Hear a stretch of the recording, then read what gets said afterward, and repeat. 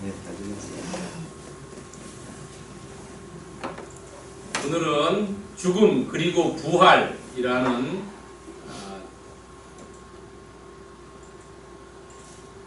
제목으로 같이 은혜를 나누고자 합니다. 여러분, 세상에서 모든 것들은 생로병사지요.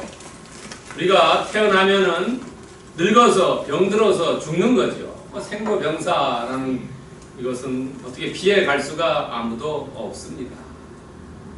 또 우리가 보면은 생자필멸이라고 그러죠. 생명이 있는 것은 반드시 없어진다. 여러분들 어떻습니까?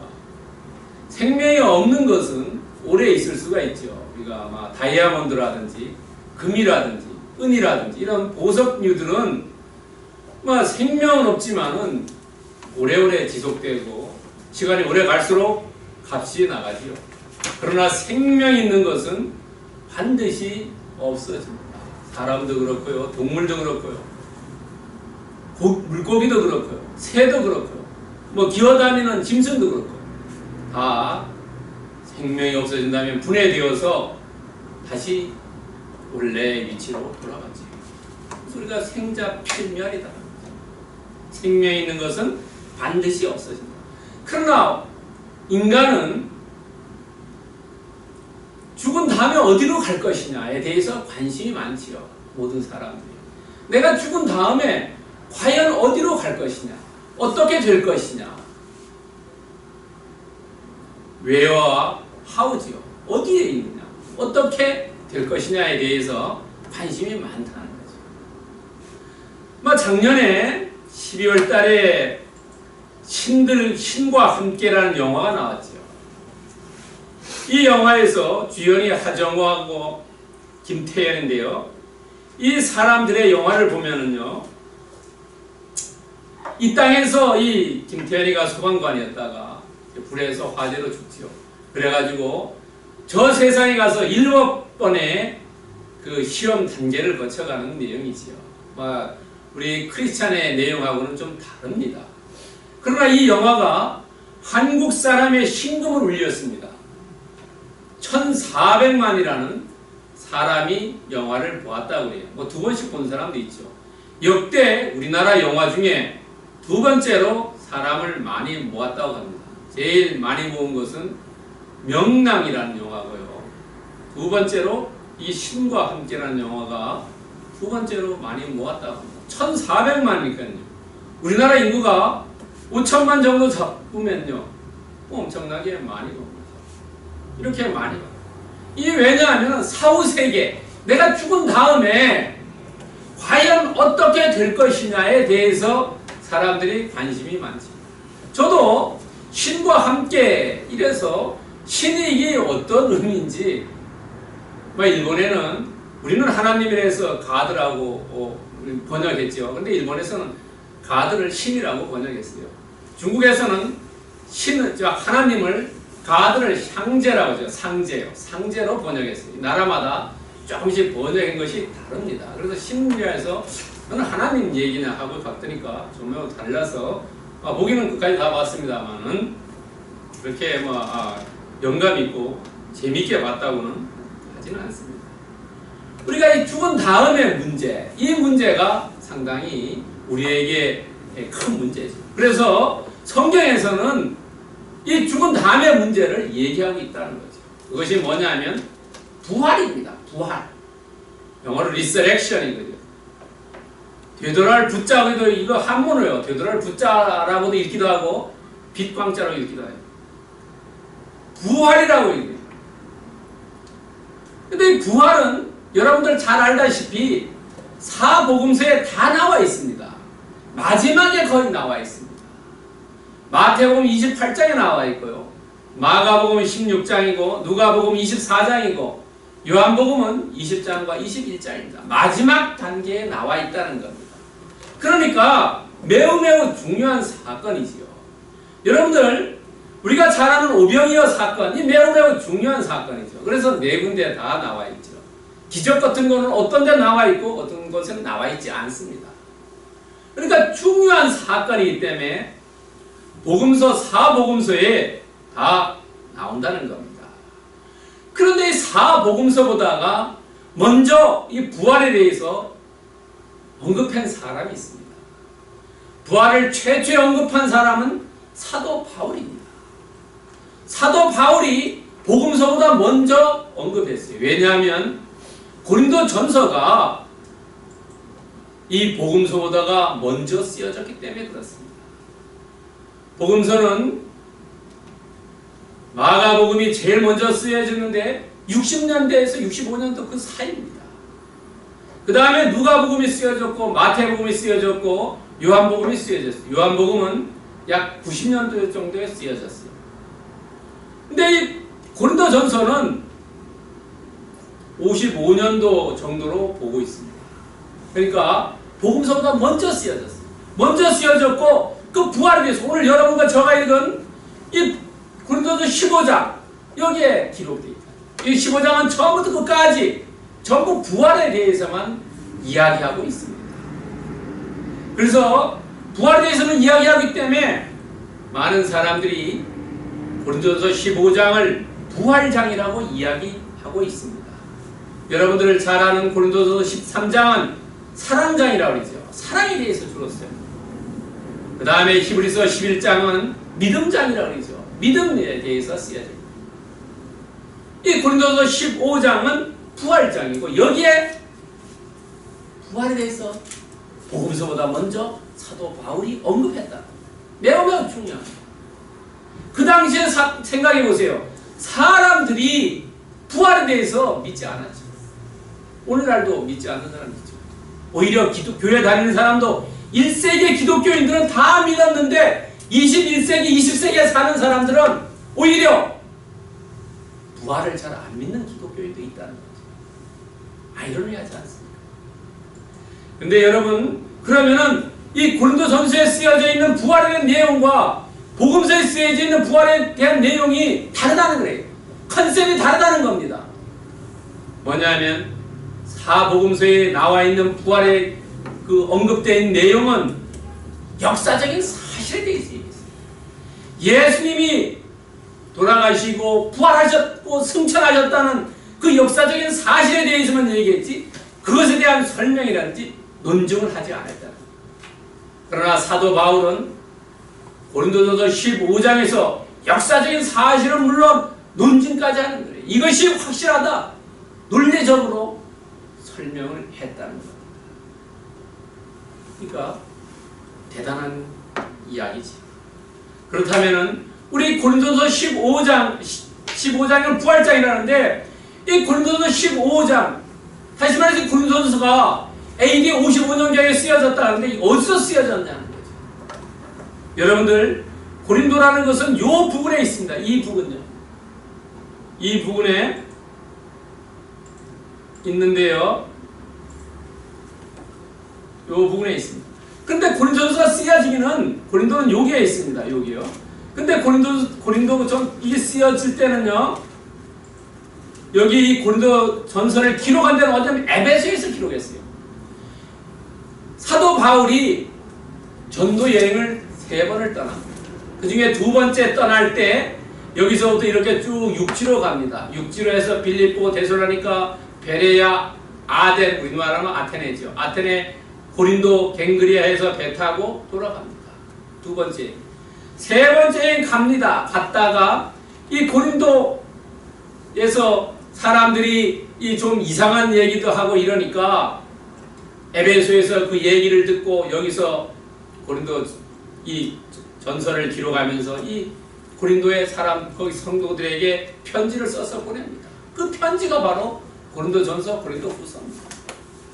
그러니까 고린도라는 것은 이 섬이에요. 여기에 보면은 이쪽으로도 아드리아에서도 올 수 있고 에게에서도 올 수 있어요. 여기는 국제 무역 중심지입니다. 그러니까 옛날에 무역 중심이고 상업이 발달되니까 어떻습니까? 사람들이 돈이 많지요. 돈이 많으니까 어떻습니까? 오늘날도 사람이 부유해지면 교회를 안 다니죠. 많이 배운 사람, 돈 많은 사람들 교회 안 다녀요. 이 당시에 이 고린도에는 약 한 2만 5천 명 정도의 유대인이 있었다고 합니다. 사도 바울이 주도 이 유대인들을 전도했다고. 오늘날도 여러분 이 당시에도 돈 많고 부유하고 뭐 다른 신들을 섬기고 여러 가지 형태에 의해서 이 부활에 대해서 잘 믿지 않았다. 사람들이 부활에 대해서 부정이나 불신했다는 거예요. 불신은 믿지 않는 거, 부정은 완전히 X하는 거죠. 불신과 부정입니다. 왜냐하면 사람들은 뭐라 그럴까? 부활이 없다는 거예요. 왜? 돈 많고 많이 배운 사람들, 오늘날도 돈 많고 많이 배운 사람들 부활 교회 가자고 하면 옵니까? 안 옵니다. 사도행전 23장 8절에 보면은 사두개인들은 부활 안 믿습니다. 이 사람들.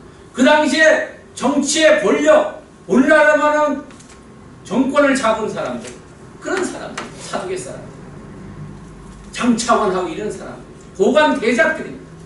고관 대작들은 당시에 안 믿었어요. 왜냐하면 내가 뭐 편한데요. 먹는 거 많이 먹고 좋은 거 먹고 등이 따뜻하고 좋은 집에 살고 좋은 그 당시에 말 타고 다니고 뭐 생활하는데 조금 더 부족하면 이런 사람들은 부활을 믿지 않는다. 내가 오늘 이 땅에만 편하게 살지 그 다음 생에는 무슨 다음 생이 있느냐 이렇게. 사두개인들도 믿지 않았고요. 또 믿지 않은 사람도 있어요. 사마리아 사람도 믿지 않았어요. 왜냐하면 사마리아 사람은 모세 오경밖에 믿지 않기 때문에 사마리아 사람들도 부활을 믿지 않았어요. 부활은 없었다.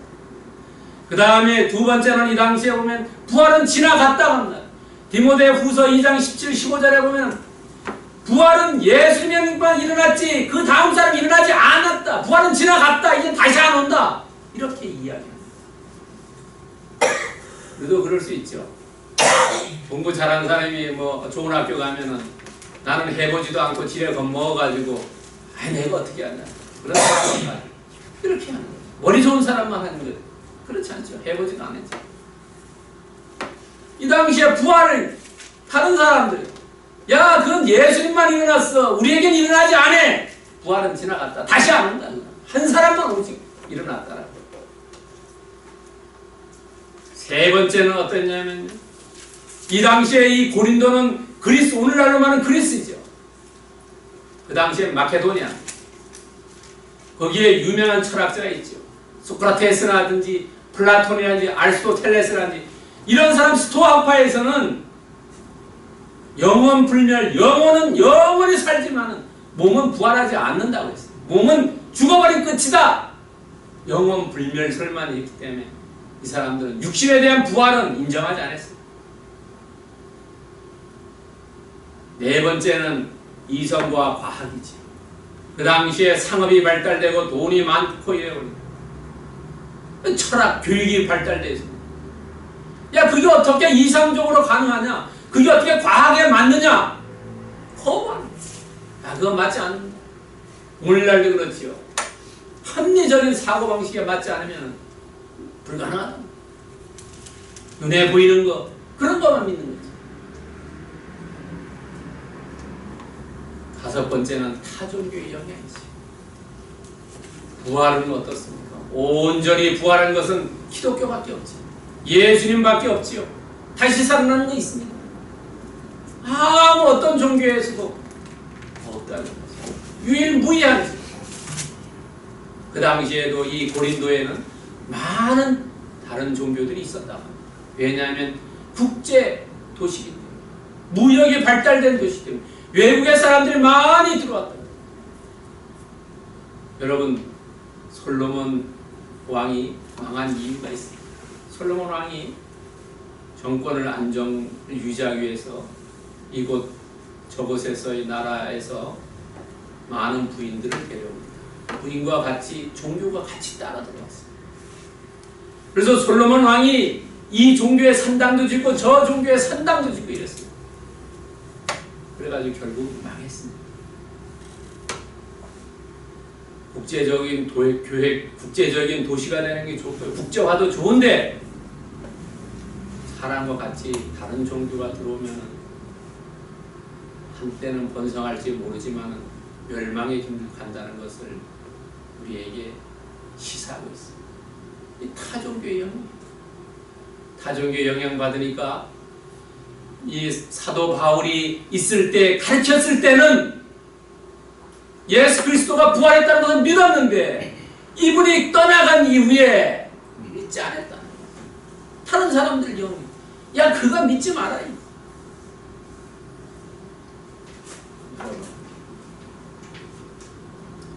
오늘 본문을 자세히 보면 이 부활에 부정하고 불신하는데 부활이 복음의 핵심 요소라는 거죠. 우리가 복음을 굿뉴스라고 그러지 않습니까? 굿뉴스, 좋은 소식. 근데 오늘 복음에 대해서 1절을 보세요, 여러분들. 오늘 성경에 형제들아 내가 너에게 전한 복음을 너에게 알게 하노니. 오늘 너에게 전한 복음, 사도 바울이 뭘 전했겠습니까? 예수 그리스도의 죽음과 부활에 대해서 전했다는 거죠. 그럼 이 복음의 특징, 오늘 복음 부활을 전하는 이 특징이 뭐냐는 거죠. 이것은 사도 바울이 자기가 지어낸 헛된 얘기가 아니라는 거예요. 다른 사람부터 전해 들은 얘기를 전해준다는 거죠. 여러분, 우리가 예수 그리스도를 전하는 것은 내가 예수 그리스도를 만들어내서 이야기를 전하는 게 아니죠. 우리가 있는 이야기를 전한다는 거죠. 다른 사람부터 위의 믿음의 선진들로부터 들은 이야기를 그대로 전한다는 거. 이게 복음의 특징 중에 하나입니다. 부활의 얘기도 그렇지.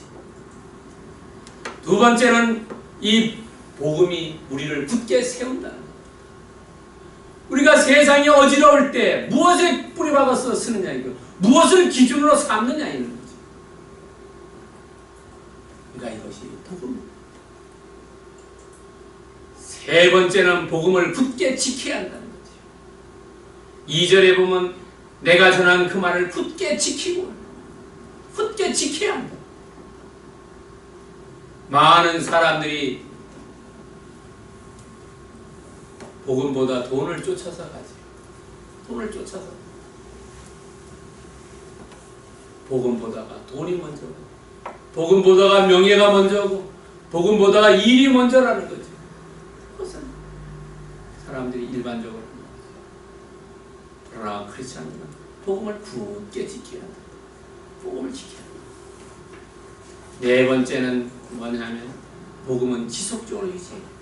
오늘 본문에는 헛되이 믿지 아니하였다. 헛되이 믿는다는 것이 뭐냐면 일시적으로 믿는다는 거죠. 일시적으로. 교회에서 어떤 부재 활동한다니까 싹 가서 있고 안 한다 하면 안 받는다 하면 뭐예요. 주지 않는다 하면 안 하는 거예요. 여기서 헛되이 믿는다. 일시적으로. 그러지 말고 우리는 복음은 지속적으로 믿어야 된다. 내 생명이 이 땅에서 끝날 때까지 끊임없이 믿어야 돼. 교회에 매주 다른 교회를 가면은 모르지만 한 교회를 만약에 섬긴다면 4번 정도 주일을 안 나오면 그 사람은 크리스찬이 아니라고 합니다. 4번 연속해서 안 나와. 뭐 다른 교회를 가더라도 괜찮지만 다른 교회를 가더라도 하여튼 주일에 예배 어디에 들은지 가도 괜찮지만 주일 예배를 4번 연속해서 빼먹는다면 그 사람은 크리스찬이 아니라고 합니다. 왜냐하면 복음을 지속적으로 유지하는 4번 정도 안 하면 이 사람이 세상적으로 빠져버린다. 복음은 지속적으로 유지하는 것이 매우 중요해요. 이게 특징적이다. 그렇기 때문에 이 복음은 뭡니까? 예수 그리스도의 죽음과 부활을 증거하는 거라는 거죠. 우리가 강대상에서 잘못하면 윤리적이고 도덕적인 메시지를 전하죠. 그거는 메시지지 복음이 아니라 예수 그리스도의 죽음과 부활 이 얘기가 있어야 돼요. 우리가 사도행전 4장 12절에 보면은 우리가 구원받은 길은 유일하게 예수 그리스도밖에 없다는 거죠. 예수 그리스도 이름 외에는 다른 이름을 주지 않았다고 합니다. 우리가 예수 그리스도의 이름, 예수 그리스도만을 통해서 구원받을 수 있다. 예수 그리스도의 죽음과 부활, 그것이 잘 믿으면 우리가 구원받는 거예요. 그런 구원이 여러분의 임하기를 축원드립니다. 아멘. 그렇다면 예수 그리스도의 죽음과 부활, 우리가 3절부터 8절에 나옵니다. 여러분 오늘 성경 말씀에 3절부터 8절. 첫 번째 3절에 보면 우리 죄를 위해서 죽으셨다. 예수님이 죽으셨다. 두 번째는 장사 지낸 바 되셨다. 4절에. 그 다음에 또 4절에 보면 사흘 만에 다시 살아났다. 살아나셨다. 네 번째는 보이셨느니라. 게바에게 보이고 12사도에 보이고 500명에 보이고 야고보에게 보이고 사도 바울에게 보이셨다. 현현하셨다. 신앙용. 근데 이 네 가지 중에 오늘 여러분들 본문을 자세히 보시면은 두 군데는 성경대로라는 말이 써 있어요.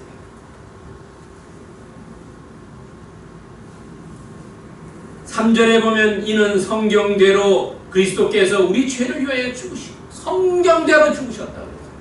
그 다음에 4절에 보면요, 장사 지낸 바 되셨다가 성경대로 사흘 만에 다시 살아났어. 여기서 1번자하고 3번이 중요한 거예요.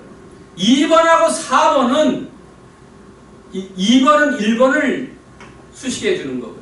4번은 3번을 수식해 주는 거예요. 성경대로 이게 중요하다.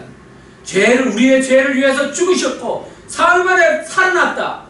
죽음과 부활, 이게 핵심이다. 복음의 핵심. 자, 그렇다면요, 여러분들 첫 번째 그리스도의 죽음은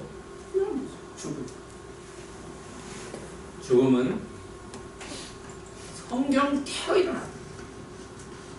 이 성경대로 어디를 얘기하냐는 거예요. 성경대로 일어났다. 이사야서 53장을 얘기합니다. 이사야서 53장. 우리가 이사야서 53장 5절 6절을 얘기하는데요, 제가 읽으면요, 그가 찔림은 우리의 허물 때문이요 그가 상함은 우리의 죄악 때문이라. 그가 징계를 받음으로 우리는 평화를 누리고 그가 채찍을 맞음으로 우리는 나음을 입었도다. 우리는 다 양 같아서 그릇 행하여 각기 제 갈 길로 갔거늘 여호와께서는 우리 모두의 죄악을 그에게 담당하셨도다. 우리 모든 죄를 그에게 담당시켰다는 거예요. 우리의 원죄, 그 죄를 예수님에게 담당시켰다는 거예요. 우리는 죄가 다 없어졌다는 거예요. 더 이상 죄 때문에 근심, 걱정, 불안 할 필요가 없다는 거예요. 왜? 예수님 우리 죄를 짊어지고 가셨다. 그렇기 때문에 우리는 자유롭다는 거죠. 그러나 예수님이 우리의 죄를 다 지고 가셨지만은 원래 예수님은 어떤 분이었습니까?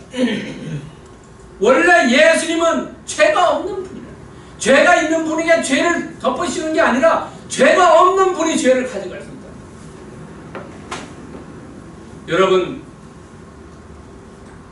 요한복음에 보면은 요한복음 18장 38절이라든지 19장 4절과 6절에 보면은 그 당시에 이 이스라엘에서 가장 권력자인 빌라도가 3번씩이나 예수님에게 죄가 없다고 무죄를 선언합니다. 한 번도 아닙니다. 3번씩이나 예수님은 죄가 없다고 얘기합니다. 물론 예수님을 십자가에 매다는 백부장도 이 사람은 죄가 없는 의인이라고 이야기합니다. 그러나 그 사람은 백부장이에요. 그 당시에 최고의 권력을 가진 로마 총독 빌라도는 예수님에게 3번이나 죄가 없다고 말씀하셨습니다.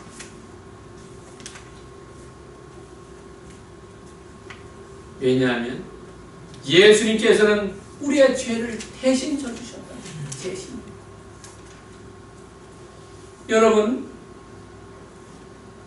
죄는 지면은 예수님 용서해 주십니다. 그러나 그 값을 갚아야지. 우리나라는 뭐 그런 게 자주 없습니다만 외국 같은 데 보면은 재판을 하고 보석으로 나오죠. 보석으로 뭐 몇억, 몇십억, 몇백억 달러를 이렇게 내고 보석으로 나오는 예가 있죠. 거기 미국에서는 그렇게 희귀한 것은 아닌 것 같습니다. 재판할 때 두 가지는 옥에 있을래 아니면 보석금 낼래 이랬더라고요. 우리의 죄를 대신해서 리디머 대속자라는 거죠. 예수님께서 죄가 없으신 분이 죄를 지고 우리가 로마서 5장 8절에 보면요, 우리가 아직 죄인 되었을 때 그리스도께서 우리를 위하여 죽으심으로 하나님께서 우리에 대한 자기의 사랑을 확증해요. 그리스도께서 우리를 위하여 죽으셨다. 그러므로 하나님은 우리를 사랑하는 걸 안다는 거죠. 사랑한다. 우리를 얼마나 자기의 아들을 위하여 독생자를 죽이시기까지 하면서 우리를 사랑하신다. 눈물 나는 거야. 그럼 왜 하나님께서 우리를 사랑했는데 왜 우리를 사랑했냐 하는 거예요. 예수님은 우리가 하나님과 한편 되게, 하나님과 같은 편에 서야 되는 거죠. 우리가 어떤 줄을 붙잡느냐에 따라서 다르다는 거죠. 동아줄을 붙잡아야 되는데 썩은 줄을 붙잡으면 어떻습니까? 우리나라 동화에도 나오죠. 호랑이가 남매를 붙잡아 올라가다가 줄이 끊어져가지고 수수밭에 떨어져서 피가 됐다고, 피를 흘려서 수수가 빨갛게 됐다고. 어떤 편에 쓰느냐는 거예요. 우리 모두에게 하나님 편에 쓰고, 너희들의 죄를 다 사해줬고 하나님께서 우리를 사랑하니까 너희들이 하나님 편에 쓰라는 거예요. 그러나 우리는 어때요? 하나님 편에 서는 것보다 사탄의 편에 쓰는 것이 더 많지 않습니다. 내가 어느 편에 서 있느냐 생각해 봐야 된다.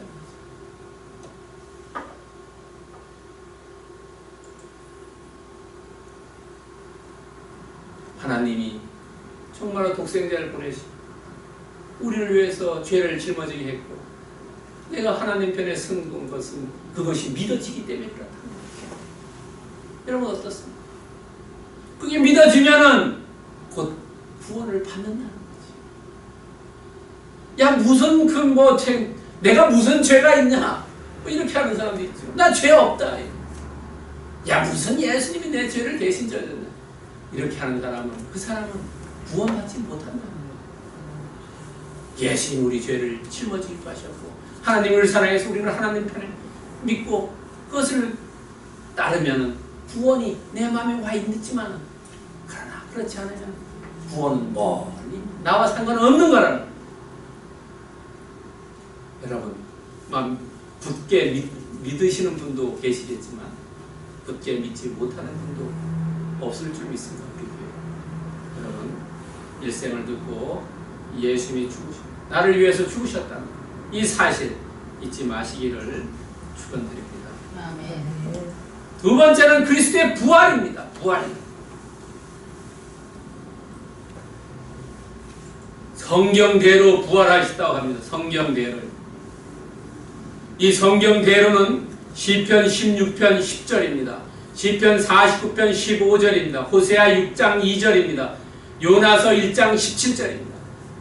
우리가 시편 16편 10절이나 49편 15절에는 무슨 얘기냐면 16장 10절에는 이는 주께서 내 영혼을 수월에 버리지 아니하시며 주의 거룩한 자를 멸망시키지 아니하실 것이다. 49장 15절은요. 그러나 하나님은 나를 영접하심으로 내가 이름으로 내 영혼을 수월의 권세에 건져내시로다. 수월, 지옥에 있는데 무덤에 있는데 거기서 건져주실 것이라는 얘기고요. 그 다음에 호세아 6장 2절에는 여호와께서 이틀 후에 우리를 살리시며 셋째 날에 우리를 일으키시니 우리가 그 앞에 섭에서 버리라. 세 번째 날은 이렇게 세우실 것이라. 요나서는 잘 알고 계시죠. 요나서 1장 17절에 보면 여호와께서 이미 큰 물고기를 예비하사 요나를 삼키게 하셨으므로 요나가 밤낮 3일을 물고기 뱃속에 있고 3일 있다가 나왔지. 성경대로 예수님이 살아나셨다. 예수님께서도 생전에 말씀하셔요. 마태복음 12장 40절에 보면은 요나가 밤낮 사흘 동안 큰 물고기 뱃속에 있었던 것 같이 인자도 밤낮 사흘 동안 땅속에 있습니다. 예수님께서 직접 말씀하셨어요. 내가 3일 동안 땅속에 있지만 그 다음에 나온다는 거예요. 부활해야겠다는 거죠.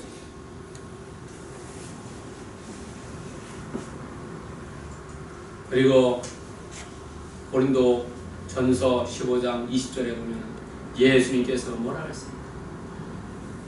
이제 그리스도께서 죽은 자 가운데서 다시 살아나사 잠자는 자들의 첫 열매가 되었다. 왜냐하면 예수님께서 부활하셨기 때문에 믿는 우리도 부활할 수 있다는 거죠. 예수님이 첫 열매이기 때문에. 여러분 만약 예수님이 아까도 말씀드린 것 같이 한번 예수님만 일어났다고 하면은 다 다시 안 일어난다고 우리는 믿는 것이 헛된 거죠. 다음 생이 없기 때문에.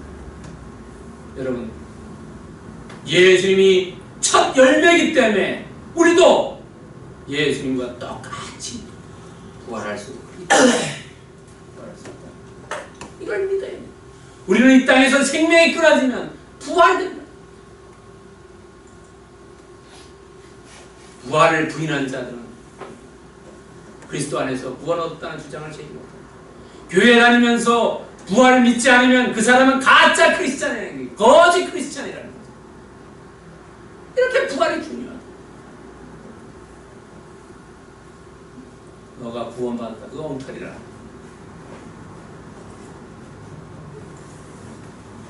예수님은 부활이 유일무이한. 왜냐하면 예수님께서 유일무이한 부활하셨기 때문에 영원토록 살아요. 그래서 우리가 기도할 때 어떻게 기도합니까? 살아계신 하나님이라는 거예요. 예수 그리스도는 살아계신다는 거예요. 죽지 않았다는 거죠. 실제로 예수님께서 부활하시고 10번 정도의 사람들을 만나주시지 않습니다. 10번. 갈릴리에서도 만나주시고 제자도 마가의 다락방에서도 만나주시고 마지막에 사도 바울 다메섹 도상에서 만나주시지 않습니다. 살아계신 하나님, 살아계신 하나님, 살아계신 예수님. 우리가 이 예수님을 처음 부활이라는 것은 머리로 하는 것이 아니라 우리 처음에 살아계신 하나님.